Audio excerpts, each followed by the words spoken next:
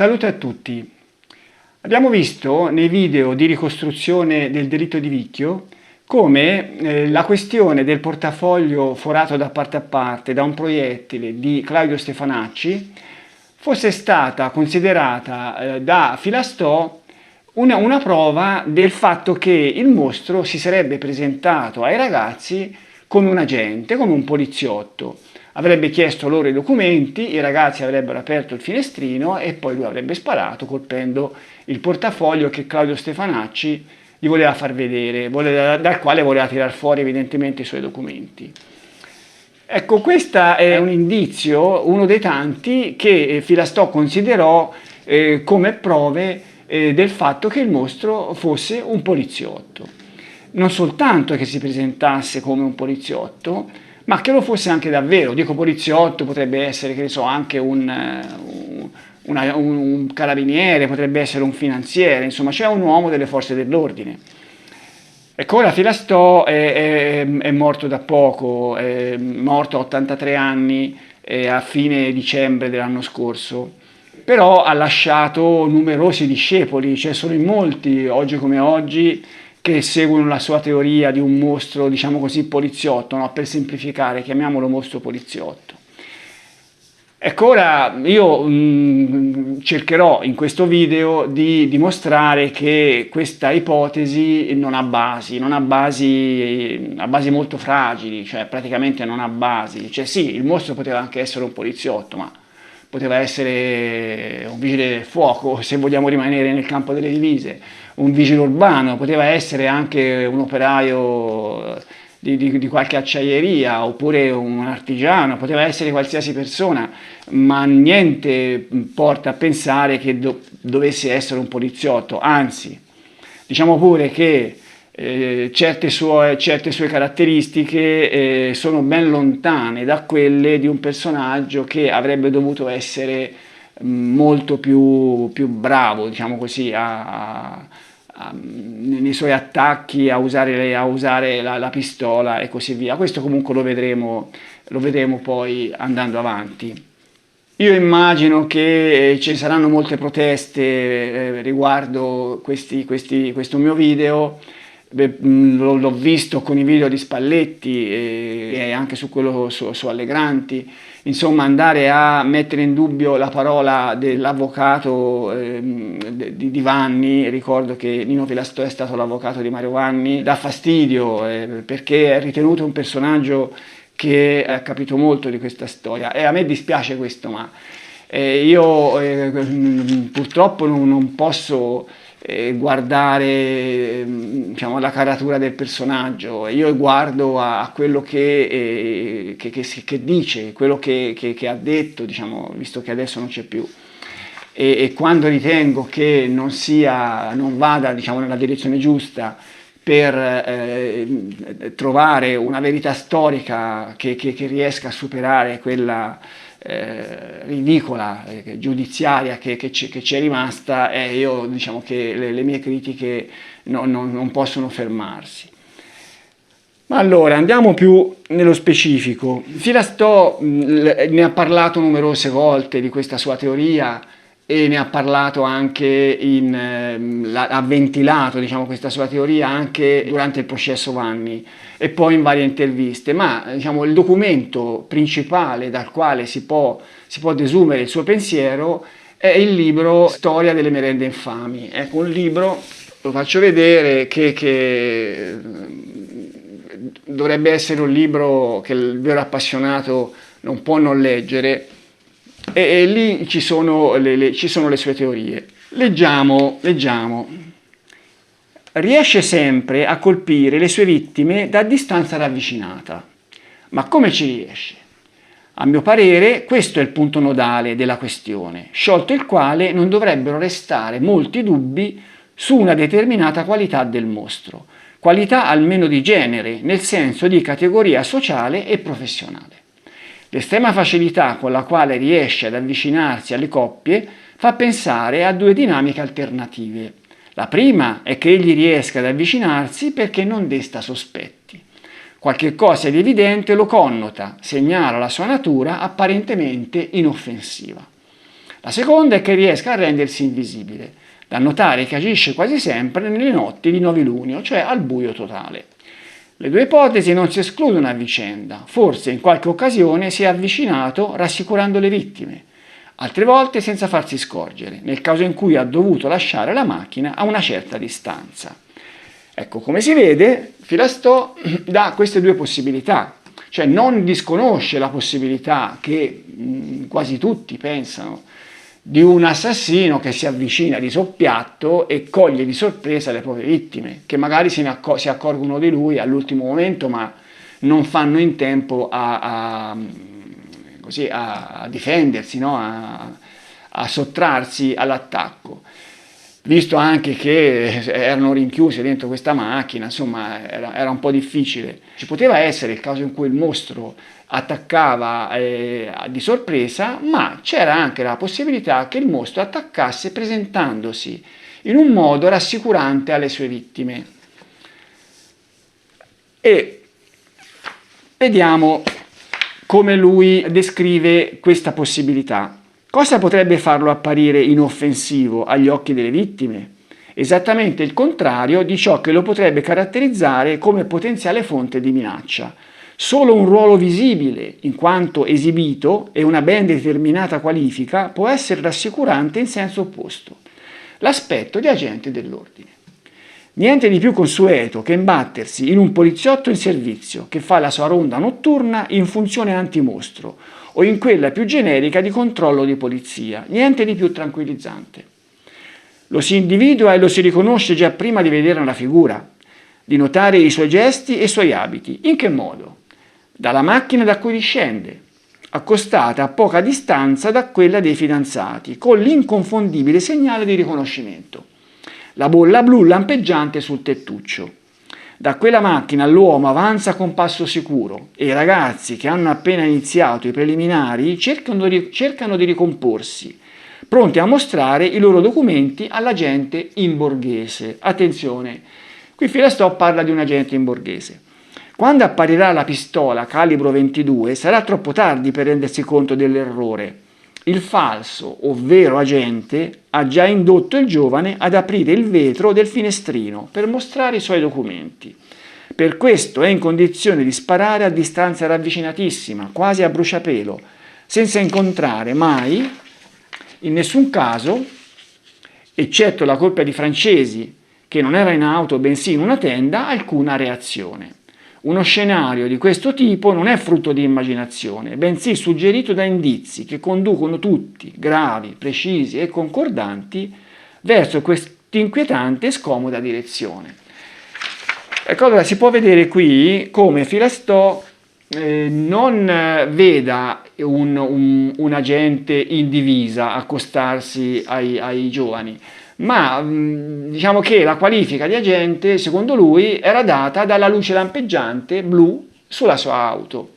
Lui dice anche che poteva essere un falso agente, però c'è da dire che questo non è proprio vero, perché la teoria di Filastò, come vedremo, è fatta sì di vede, diciamo così, un agente che si avvicina alle vittime, ma vede anche un agente che riesce a reperire informazioni riservate, per cui a questo punto bisogna pensare a un vero agente, o perlomeno un vero rappresentante delle forze dell'ordine, cioè interno alle forze dell'ordine, in grado di prevedere le mosse degli inquirenti. Questo per amor di precisione, perché poi va bene, le parole di Filastò vengono lette e ripetute in tante occasioni. Ecco, c'è da dire che Filastò certe volte disse le cose in modo un po' diverso. Per esempio, ai tempi del processo Vanni, lui la pensava in modo diverso sul fatto della divisa. Lo si deduce da un'intervista uscita su Visto del 18 luglio 97, che è pubblicata nel sito Insufficienza di prove. Ognuno può andarsela a leggere. Ne riporto un breve trafiletto. Chi non ha niente da nascondere non fugge e non reagisce di fronte a un uomo in divisa. Si fida, è una presenza rassicurante. Sa che non ha da temere. Alle coppie si avvicinava un uomo in divisa che scendeva da un'auto con un lampeggiante. Insomma, secondo me, il mostro andava a uccidere con l'auto di servizio. Ecco, qui addirittura Filastò parla di un agente in divisa che andava a uccidere con l'auto di servizio. Ma allora, io direi che questa ipotesi che un agente potesse usare l'auto di servizio così è illogica. Cioè un'auto di servizio non è che un agente la può prendere così e poi riportare come se avesse preso la bicicletta del vicino. Ci saranno delle regole, no? Ci saranno dei registri da firmare, ci saranno dei chilometraggi, cioè, ci saranno diciamo delle regole che impediscono un uso illecito di un'auto di servizio. Cioè, poi gli agenti non è che vanno da soli, gli agenti vanno in due. Cioè questo cosa faceva? Saliva nell'auto di servizio da solo con la divisa e andava a uccidere, non è uno scenario molto credibile.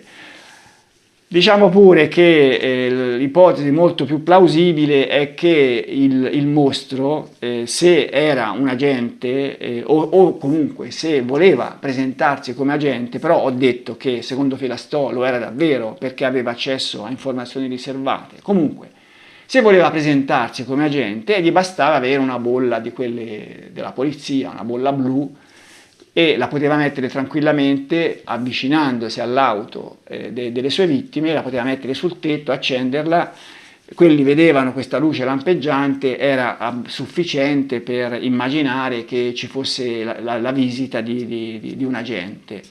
Ecco, poi sì, il fatto che si presentasse in borghese, certo, poteva non essere rassicurante per le sue vittime, ma magari poteva anche avere una divisa, ma insomma la cosa che sicuramente non poteva avere era un'auto di servizio. Io questo qui lo escluderei a priori.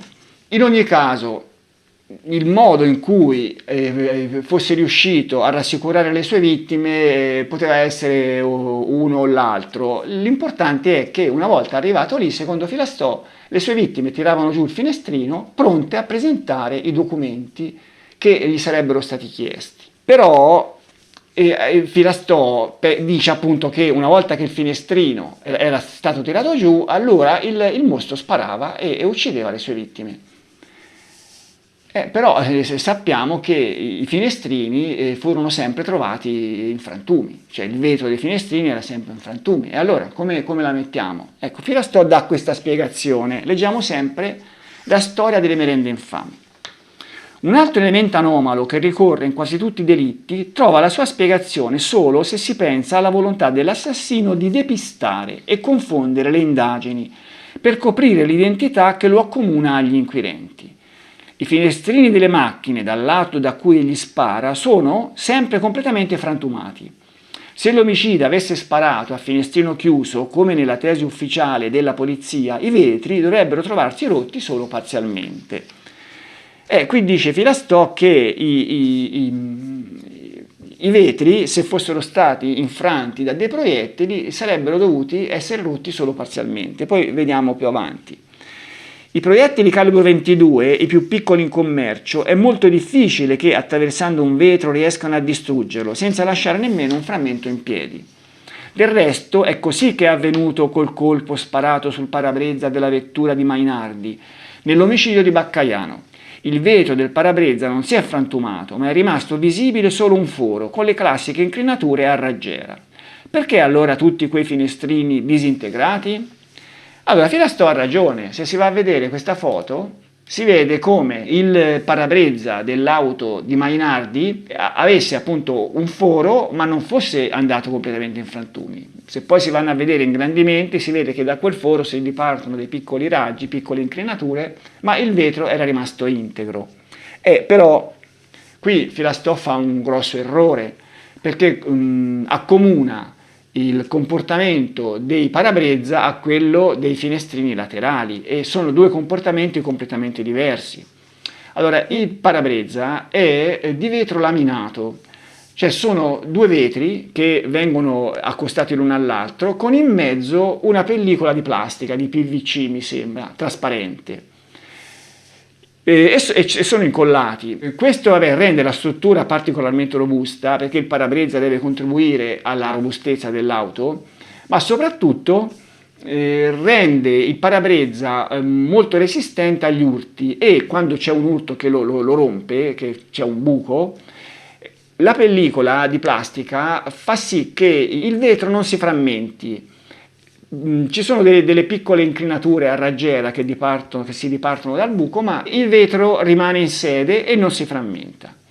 Invece è diverso il discorso dei finestrini laterali. I finestrini laterali sono di vetro temperato, c'è un vetro che è stato reso molto più robusto da un trattamento di riscaldamento e repentino raffreddamento.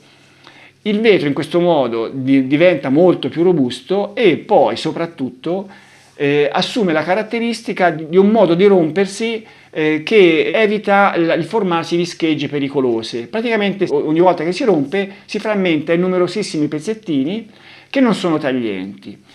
Ecco, e questi i finestrini laterali erano quelli che il mostro infrangeva quando sparava alle sue vittime. Il parabrezza è stato interessato ai colpi di pistola solo nel caso di Baccaiano. Per cui questo è un discorso che non vale. È vero, però questi frammenti potevano rimanere in sede e non cadere giù a un colpo di pistola. Però c'è da dire che i colpi di pistola erano più di uno spesso. Ne sparava uno, ne sparava subito un altro e magari andavano a colpire altre zone del vetro e magari buttavano giù altri pezzi. E poi soprattutto bisogna considerare che dopo una prima sequenza generalmente il mostro infilava la mano dentro l'abitacolo. Per cui quei finestrini o con la mano della pistola o con l'altra, insomma i frammenti che c'erano venivano buttati giù, si creava uno spazio attraverso il quale poteva entrare la mano, attraverso il quale il mostro poteva guardare dentro, per cui il fatto che questi frammenti fossero caduti era dovuto anche a questi elementi qua. Ma Filastò invece la pensava in modo diverso, cioè lui riteneva che questi finestrini si rompessero per altri motivi. Leggiamo come. In che modo il finestrino viene trovato frantumato quasi completamente? Ma innanzitutto perché? Il modo non può riguardare gli spari, anche per questa rilevantissima circostanza l'osservazione deve essere complessiva. Deve cioè riguardare tutti i delitti avvenuti mentre le vittime si trovavano su un'auto, escludendo il furgone dei tedeschi, caso in cui l'assassino è stato costretto a sparare da diverse angolazioni per colpire i bersagli in movimento ed escludendo per ovvie ragioni il duplice omicidio dei francesi. L'osservazione complessiva consente di rilevare un'eccezionalità, la frantumazione totale. Come avverrebbe questa frantumazione? Dunque, la frantumazione avviene con un mezzo diverso dall'arma da sparo. Lo scopo non può essere che quello di non far capire quale sia stata in realtà la dinamica. Il finestrino, sulla richiesta di controllo dei documenti, è stato abbassato. Poi, una volta colpite le vittime, l'omicida lo ha richiuso e frantumato con un qualche oggetto contundente. Un fazzoletto contenente alcune biglie d'acciaio, lo strumento classico dei ladri d'auto, uno sfollagente con l'anima di piombo, la pietra trovata sul luogo del delitto di Calenzano. Questo per far credere che i finestrini fossero stati gli spari a distruggerli, mentre erano chiusi e non aperti, come in realtà erano. Ecco dunque quello che pensa Filastò. Filastò pensa che il mostro, per non far capire che avrebbe chiesto alle vittime di abbassare il finestrino e dunque avrebbe rivelato tramite questo indizio la sua appartenenza alle forze dell'ordine, dopo il delitto avrebbe richiuso il finestrino e poi lo avrebbe frantumato con un corpo contundente e a quel punto buttando giù tutti i frammenti. Questo sarebbe stato, diciamo, il motivo per il quale, nonostante questo meccanismo di chiedere documenti e le vittime che tiravano giù il vetro, i finestrini erano stati trovati sempre rotti. Continuiamo a leggere. Questo per far credere che i finestrini fossero stati gli spari a distruggerli, mentre erano chiusi e non aperti, come in realtà erano. A questa ipotesi si potrebbe avanzare un'obiezione. L'assassino avrebbe sparato attraverso il finestrino chiuso, poi avrebbe spaccato il vetro in maniera più integrale per sollevare dall'interno la sicura e aprire lo sportello onde estrarre il corpo della ragazza. Ma se così fosse, perché il vetro è distrutto completamente, sbriciolato in maniera totale? Si tratta di evitare che i futuri inquirenti si accorgano che sul vetro del finestrino, di cui inevitabilmente resterebbe in ogni caso qualche frammento integro, non c'è alcuna traccia del passaggio del proiettile. Si vuole depistare la deduzione conseguente al vetro aperto.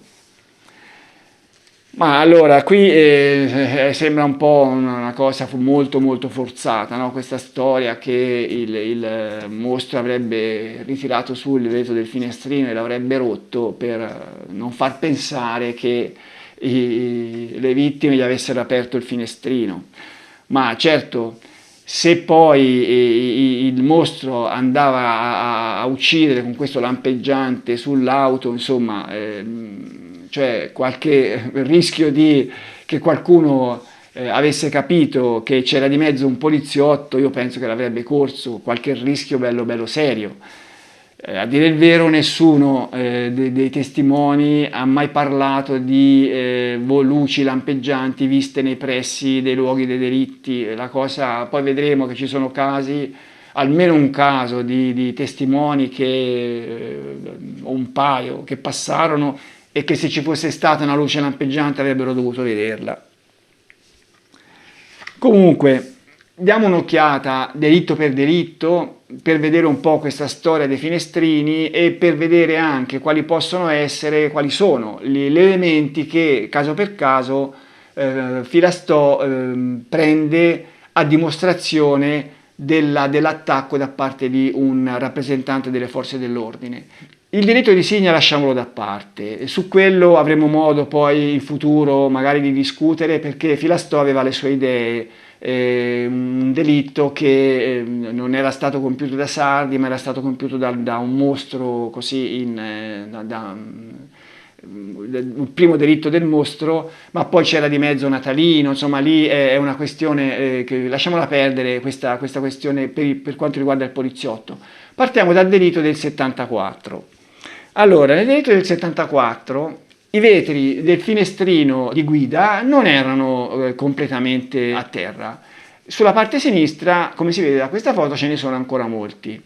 E allora, dove mancano? Mancano nella zona di sparo. La parte sinistra lì non c'erano i bersagli da quella parte, i bersagli erano un po' spostati sulla parte destra. E poi si vede anche la testa del povero Pasquale, che grava diciamo, è un po' fuori dal finestrino. Io già nella mia dinamica ho dimostrato, ho fatto vedere una ipotesi possibile, secondo me molto molto probabile, che è quella di l'assassino che spinse il corpo del povero ragazzo contro la fiancata opposta e facendogli picchiare la testa sul finestrino, per cui se lì c'erano dei vetri, questi vetri caddero giù appunto per l'effetto della testa di Pasquale. Comunque in questo delitto Filastò vede un altro indizio. Come spiegare in altro modo il libretto di circolazione trovato sul tappetino della macchina di Stefania Pettini? Qui siamo sempre su Storia delle merende infami. Normalmente lo si tiene nel cassettino del cruscotto. Che ci faceva sul pavimento dell'auto se non era finito lì dopo essere stato estratto per mostrarlo a qualcuno? Ecco, quello che dice Filastò, dice il libretto di circolazione fu trovato sul tappetino.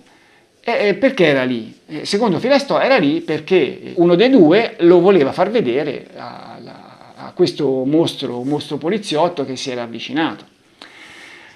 Allora, su questo libretto di circolazione non ci sono notizie molto precise, la documentazione che ho io non ne parla. E se si va a leggere la trascrizione della deposizione del maresciallo Domenico Trigliozzi al processo Pacciani, lui parla di questo libretto, ma non dice che era sul pavimento, e io la leggo, un passo. Poi c'era davanti al cambio una cassetta portaoggetti e poi c'erano fazzolettini sparsi dentro la macchina, davanti. Dietro invece c'erano due cuscini e mi pare la maglietta di lui, del ragazzo. E altri oggetti non mi pare che ce ne fossero, almeno. Sì, poi i documenti, chiaramente c'era il libretto di circolazione. La macchina era intestata al padre del ragazzo e c'erano documenti vari. Ma allora, io non lo so, tante volte le notizie che si leggono su Storia delle merende infami non sono proprio così affidabili. Comunque supponiamo pure che davvero questo libretto di circolazione fosse stato trovato sul tappetino dell'auto. Però c'è da dire che mai, come in quel caso, il mostro frugò quest'auto. Cioè, c'erano i vestiti dei ragazzi fuori, c'era confusione dentro l'auto. Io penso che il mostro avesse fatto tutta questa ricerca per trovare la borsetta di Stefania che doveva essere sotto il sedile del passeggero che con la spalliera abbassata la nascondeva. Io penso che, logico, abbia anche aperto il cruscotto per vedere se magari, non so, una borsetta piccola, un borsello era dentro lì, visto che non la trovava, e avrà tirato fuori qualcosa. E se il libretto di circolazione era sul pavimento, penso che ci fosse finito per questo motivo qua. Cioè non c'è bisogno di pensare a uno dei due che lo fa vedere, no? Anche perché poi, se pensiamoci bene, ma il libretto di circolazione non è la prima cosa che un poliziotto o un agente chiede, la prima cosa è la patente. Cioè, patente e il libretto, un agente prende la patente, guarda con chi ha a che fare, poi chiede il libretto di circolazione per vedere se la macchina è in regola o non è in regola. Però la prima cosa che fa un agente è chiedere la patente. E perché sul pavimento non c'era la patente di Gentilcore? Questo è un caso in cui è diciamo impossibile, materialmente impossibile, che il mostro si fosse avvalso della luce blu lampeggiante per avvicinarsi alle sue vittime. Perché? Perché ci sono due testimoni che passarono nella strada antistante, la strada asfaltata, mi sembra come si chiama, via Ponte d'Annibale, e sentirono due colpi di pistola a mezzanotte meno un quarto. Insomma, è quella testimonianza che ci dà l'ora del delitto. E questi non videro nessuna luce lampeggiante blu, per cui cioè, in quel caso almeno non fu questo il modo di avvicinarsi del mostro alle sue vittime. Passiamo al delitto di Scandicci.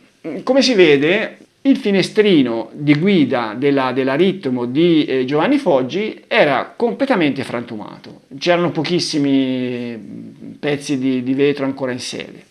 E questo è vero. Per cui, diciamo così, se i proiettili non avessero avuto la possibilità di buttare giù tutti i frammenti, si può dire che Filastò avrebbe ragione, no? Cioè, diciamo che questi vetri, questi frammenti non furono buttati giù dai proiettili. Però, innanzitutto, dentro quest'auto furono trovati, mi pare, 3 bossoli. 3 bossoli, vuol dire che il mostro aveva sparato almeno 3 volte con la mano dentro, per cui mettendo la mano dentro, insomma, di questi frammenti, quelli che non erano caduti con i primi 2 colpi di pistola su Giovanni, che furono sparati dall'esterno, sarebbero caduti appunto con questa mano dentro.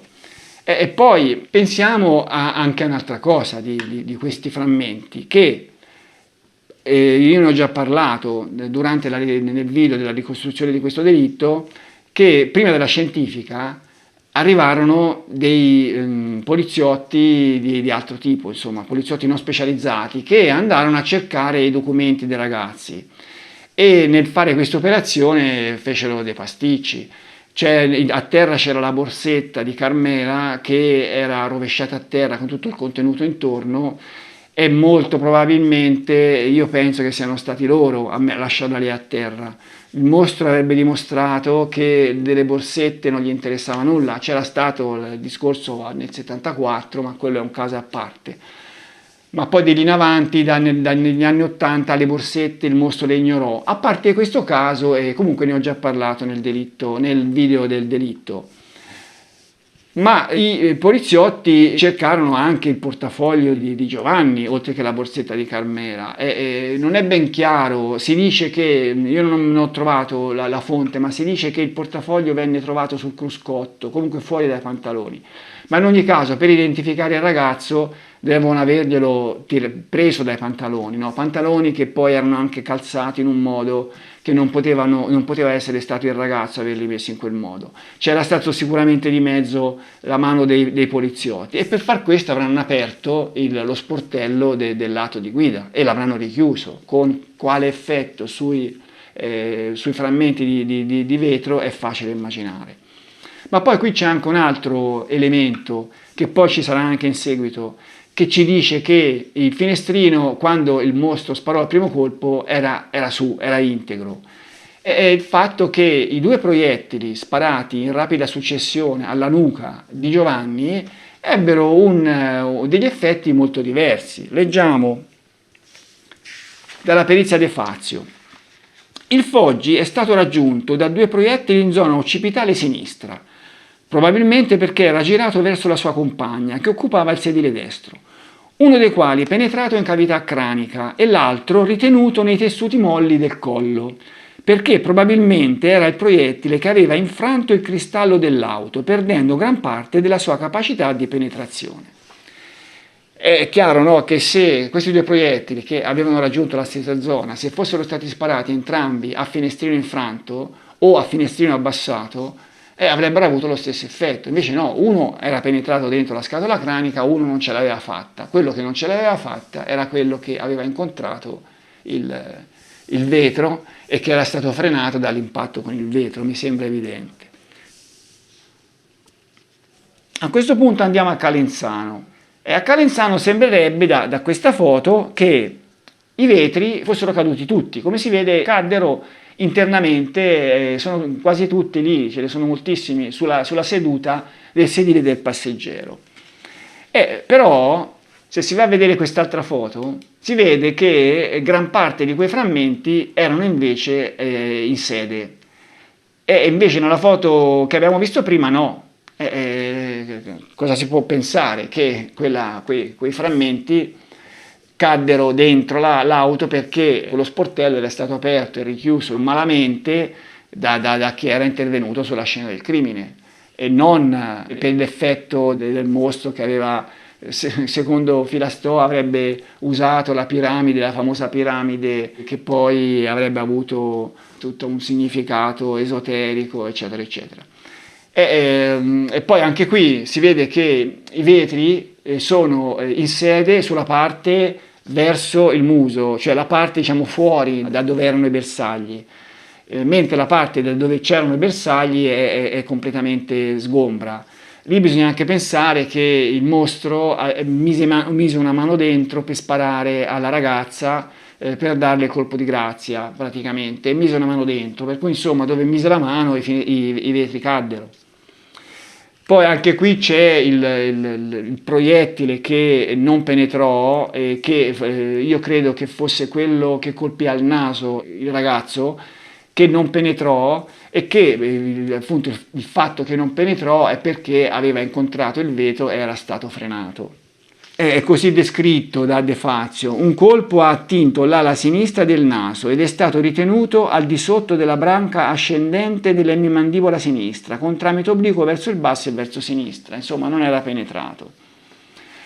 Poi qui entra un altro elemento, no? Cioè quando un proiettile attraversa un vetro, nel punto dove si produce il foro, il vetro che c'era dietro viene scagliato dal proiettile in avanti a grande velocità, io immagino alla stessa velocità del proiettile. Ecco, questi frammenti di vetro piccoli, se c'è un corpo dall'altra parte, vanno a finire su questo corpo. E qui abbiamo un primo caso documentato, magari anche gli altri, no? Però naturalmente la documentazione disponibile è solo parziale. In questo caso abbiamo un possibile frammento di vetro.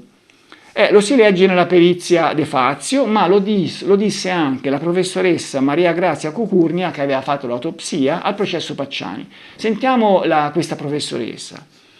Al primo dito della mano destra di Baldi c'era una piccola ferita con un piccolissimo foro di ingresso e un piccolissimo foro di uscita, che naturalmente non poteva essere stata determinata da un proiettile. Quindi si pensò a una scheggia di vetro.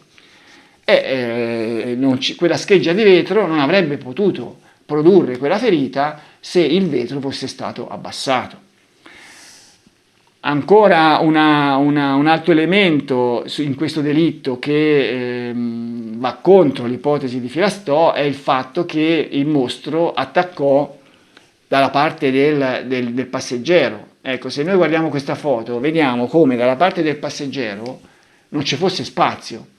C'erano i cespugli lì, alberelli lì e non c'era spazio. Lo spazio era tutto dalla parte del guidatore, che poi sarebbe stato il lato più logico a cui si sarebbe accostato un agente che voleva chiedere documenti. E lì è evidente, se fosse arrivato un agente si sarebbe accodato alla macchina, sarebbe sceso, sarebbe andato davanti al finestrino di guida e avrebbe chiesto documenti a baldi. E invece le cose non andarono così. Perché? Adesso passiamo al delitto di Baccaiano e qui il finestrino anteriore di guida, quello dal quale il mostro attaccò, è completamente sgombro di frammenti di vetro. Ma allora cerchiamo di far mente locale sulle vicissitudini di questo finestrino.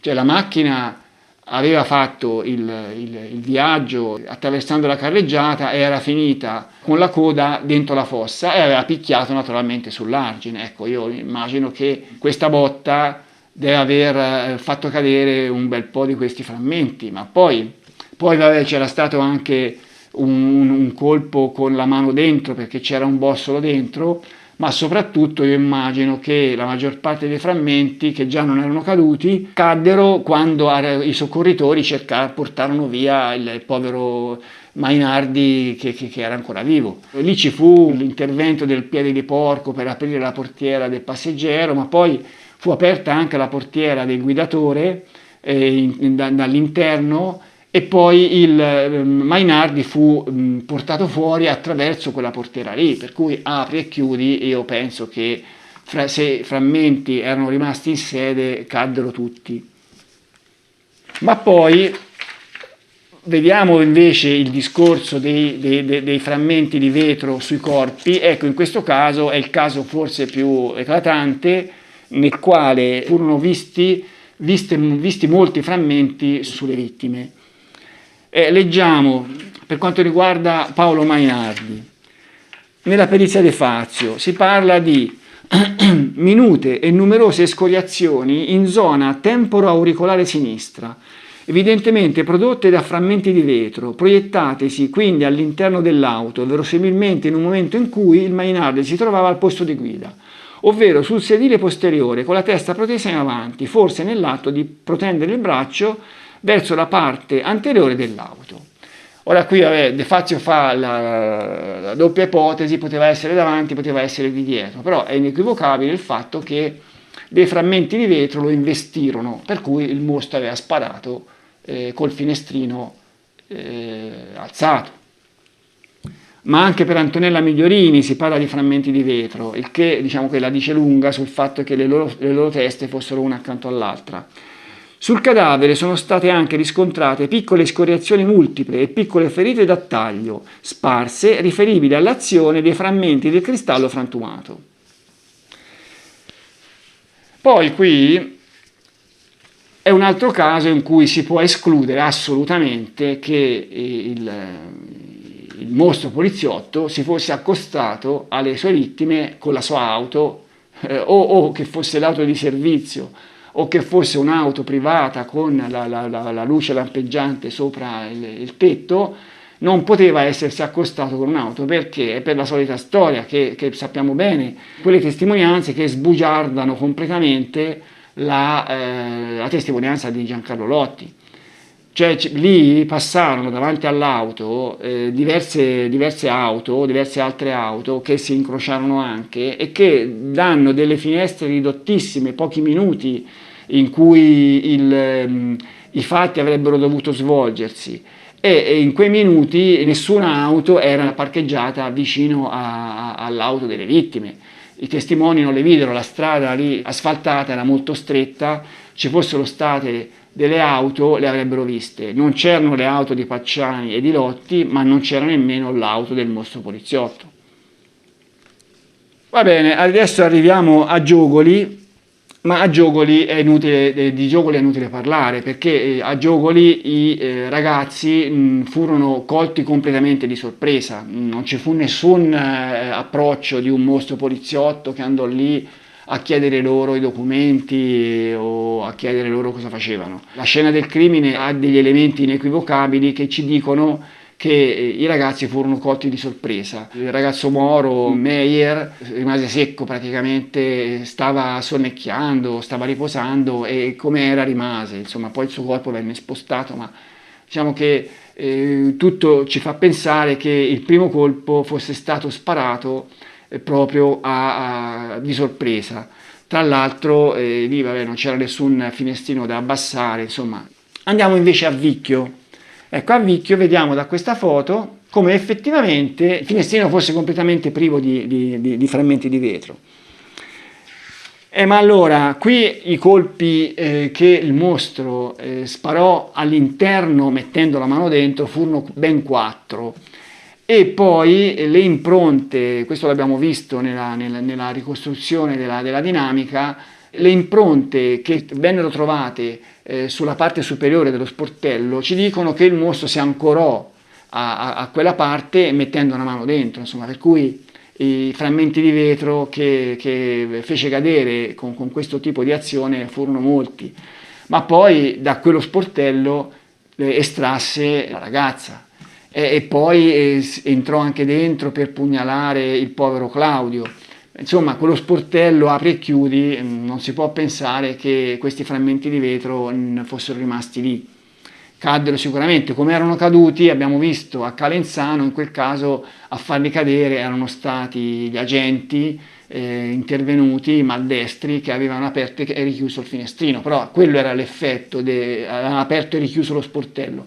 Quello era l'effetto di aprire e chiudere lo sportello con i frammenti di vetro in sede, che questi cadevano.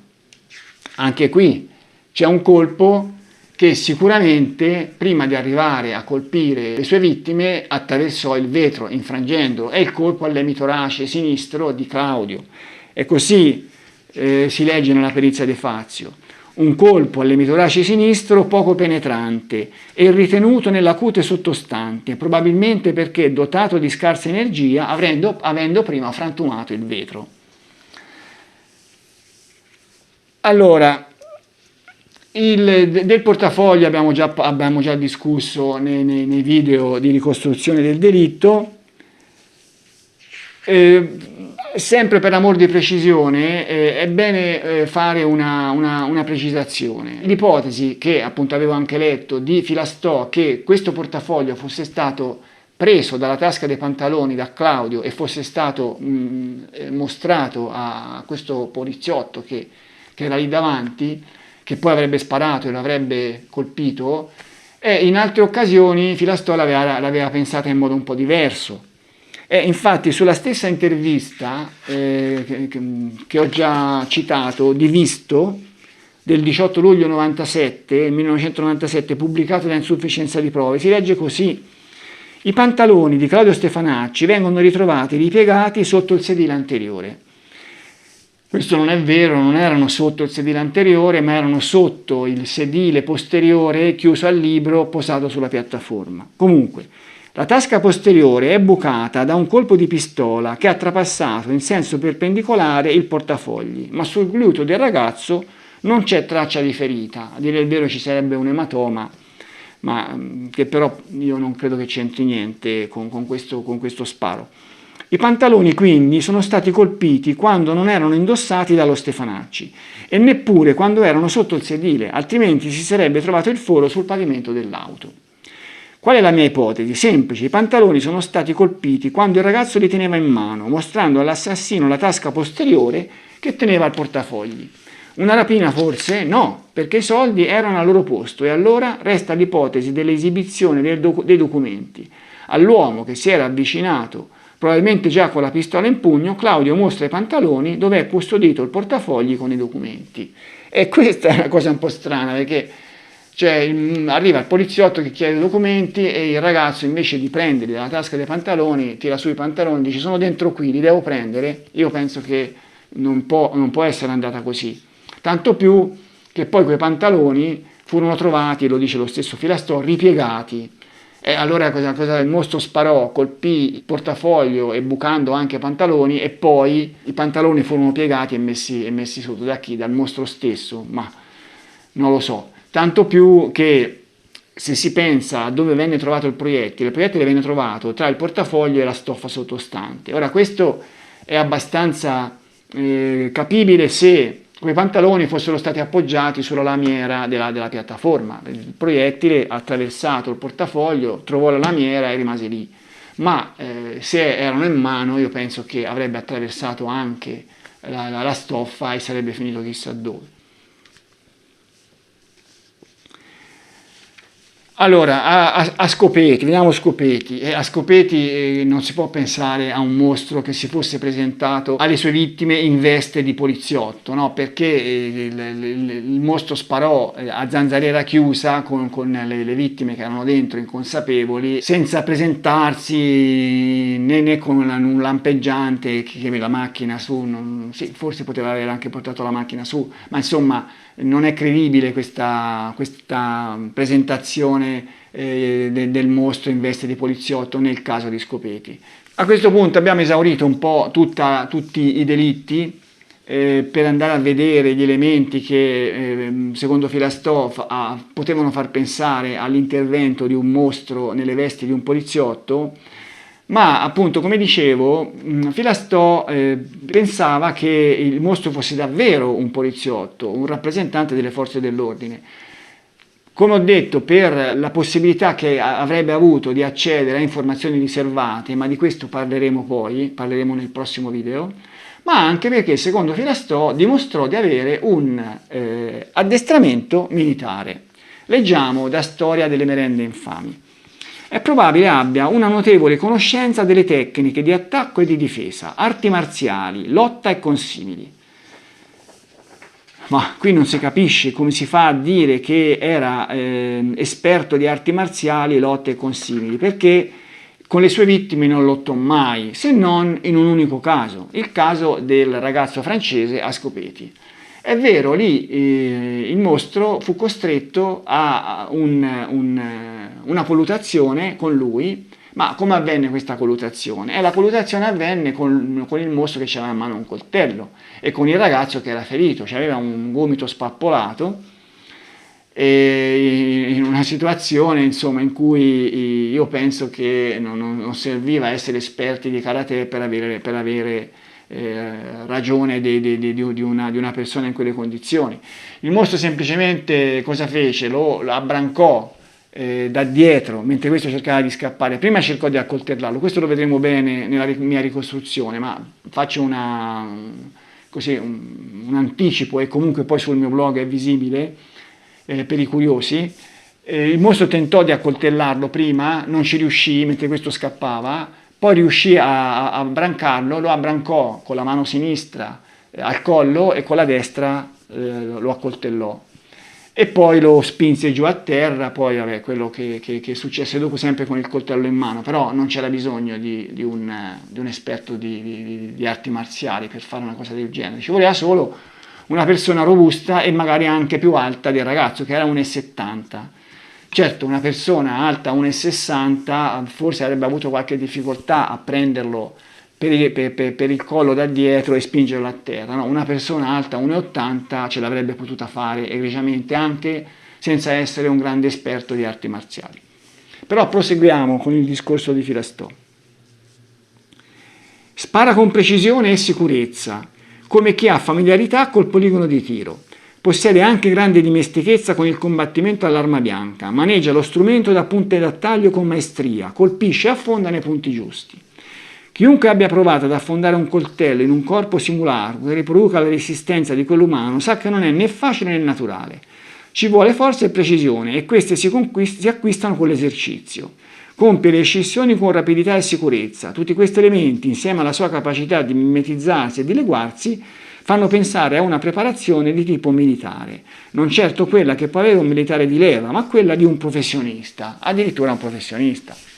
Ma io non so, adesso Io non è che mi sono mai messo con un coltello ad accoltellare, però io non credo che per affondare un coltello nella carne di un individuo ci vuole il coraggio di farlo, insomma, no? Però non è che ci vuole una grande praticità, ma comunque, diciamo che concentriamoci sul discorso della pistola. Cioè, secondo Filastò, il mostro spara con precisione e sicurezza, come chi ha familiarità col poligono di tiro. Ma allora, che il mostro frequentasse poligoni di tiro è molto improbabile.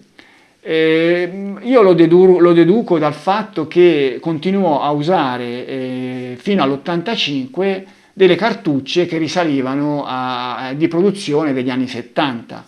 Quelle cartucce lì, circa nell'80, quelle con la H in fondo, andarono fuori produzione. Sì, si trovavano ancora magari in qualche armeria, si trovavano ancora rimanenze, però insomma cioè, se il mostro avesse frequentato poligoni di tiro, avrebbe avuto a rotazione chissà quante cartucce, e perché avrebbe tenuto una vecchia scatola lì solo per i delitti, e magari al poligono avrebbe continuato a sparare 1000 altre cartucce? Sì, è possibile, ma secondo me è molto improbabile. Comunque, vediamo cosa ne pensavano della sua perizia tecnica di sparare Arcese Iadevito, Antonio Arcese e Giovanni Iadevito. Dopo il delitto di Giogoli, loro fecero una perizia prima del delitto di Giogoli sui delitti fino a lì, compreso Baccaiano, poi dopo il delitto di Giogoli ne fecero un'altra, e in questa si legge il loro giudizio sulle capacità di sparatore del mostro. Si tratta di un individuo per il quale la scelta dell'arma è limitata ad un fatto puramente occasionale, o quantomeno obbligato. Ad esempio, è l'unica che possiede e altre non può possederne. Il modus operandi denoterebbe una persona che ha dimestichezza solo occasionale con armi da fuoco, manca di professionalità in quanto non riesce a sfruttare compiutamente l'elemento sorpresa. Prova ne siano i colpi esplosi in maniera disordinata, anche se in rapida successione. Cioè, bisogna dire questo, che allora, la precisione mettiamola da parte, perché sparava a 20 cm di distanza dalle sue vittime. Io penso che qualsiasi persona sarebbe riuscita a colpirle, però diciamo che trovò comunque modo di sbagliare anche dei colpi, no? Nel 74 per esempio i primi due colpi finirono sulla spalliera. Ma non è questione di mira, lì è questione di freddezza, e il mostro di freddezza non ne dimostrò affatto, cioè lui sparava come se si volesse finire prima possibile, e con questo mandava dei colpi anche fuori bersaglio.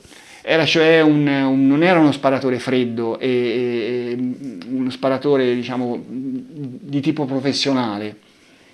La stessa cosa la pensava De Fazio. Soggetto non espertissimo, al più dedito al tiro occasionale, con discrete doti naturali di tiro più che con esperienza consumata, che però ha poi appreso, cioè andando avanti si è migliorato. Non sembra tuttavia che il miglioramento raggiunga livelli particolarmente elevati, ovvero di tipo professionale, poiché l'omicida nelle fasi iniziali delle sue azioni esprime costantemente un comportamento piuttosto disordinato. È mobile, non sfrutta vantaggiosamente l'elemento sorpresa, tende a sprecare proiettili con tiro rapido e istintivo. Cioè, insomma, tutto il contrario di un professionista.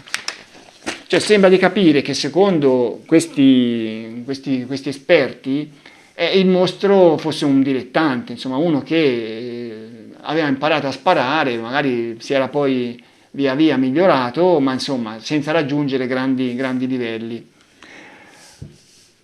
Ma poi pensiamo anche alla pistola che usava. Lui usava una calibro 22, era una pistola da tiro a segno. Tra l'altro, io non so, cioè qui c'è la vecchia questione, era una pistola a canna lunga, a canna corta. Allora, le pistole a canna lunga sono più adatte a essere usate nel tiro sportivo. Cioè la calibro 22 già di per sé è una pistola adatta al tiro sportivo perché ha pochissimo rinculo prima di tutto, per cui è precisa, perché la mano è soggetta molto meno ai movimenti del rinculo, E poi i proiettili calibro 22 sono quelli più economici, per cui se uno si deve allenare, insomma, ne può sparare tanti spendendo una cifra ragionevole. Se questi proiettili fossero di calibri maggiori, spenderebbe di più. Cioè ci sono, diciamo, questi vantaggi. Però questa pistola nella difesa, per la difesa personale non è adatta. Cioè i proiettili calibro 22 sono letali se colpiscono in zone tipo cervello, tipo testa o cuore.